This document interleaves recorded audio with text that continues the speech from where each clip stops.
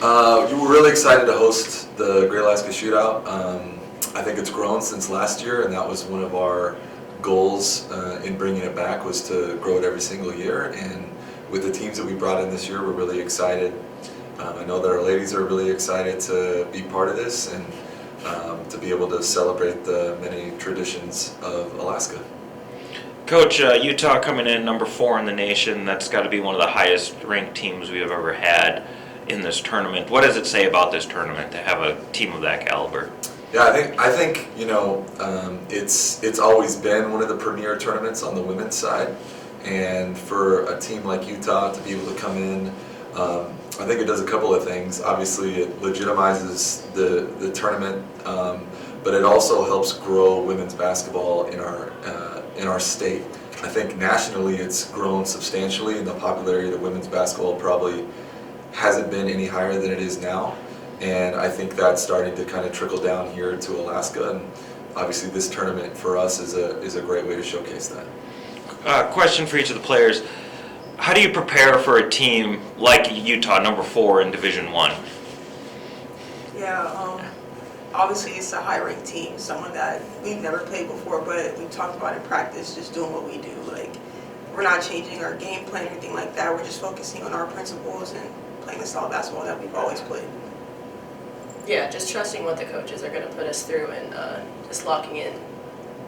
What do you think is going to be the biggest challenge for tomorrow? I just think the discrepancy in size and athleticism, like that's something that we really can't prepare for. You know, we can't throw bodies out there that look like some of the players that we'll see tomorrow. And that's going to be something that, you know, when the game starts, it's like you have a plan until you get punched in the face kind of situation. But I think that's the biggest thing that is the most difficult to play for, because what they run isn't necessarily different than what we've seen, you know, from a tactical standpoint. And so the biggest difference between our level and theirs is just that size and speed. So hopefully we're able to adjust to that at some point in the game. You don't want to overlook tomorrow, but the other 2 teams, UAB and EKU, what do you see out of them, and how do you think you match up? They're 2 totally different teams. EKU is more similar to us in how they attack the opposition. So they'll look to full court press. They're very athletic. They have one really dominant player, and then UAB is a little bit different. They're not going to attack defensively like EKU is. So they're going to play a little bit more conservative or traditional in that regard. So, but both have size. Both are, you know, bigger, faster, stronger than what we are. And I'm actually looking forward to that game because I think it's an interesting matchup because both those 2 teams are so different from one another. When you look at the 4 teams in this year's tournament, each of them can put up a lot of points. Is it just going to come down to an old-fashioned, you know, score fest, or is defense going to factor in? I think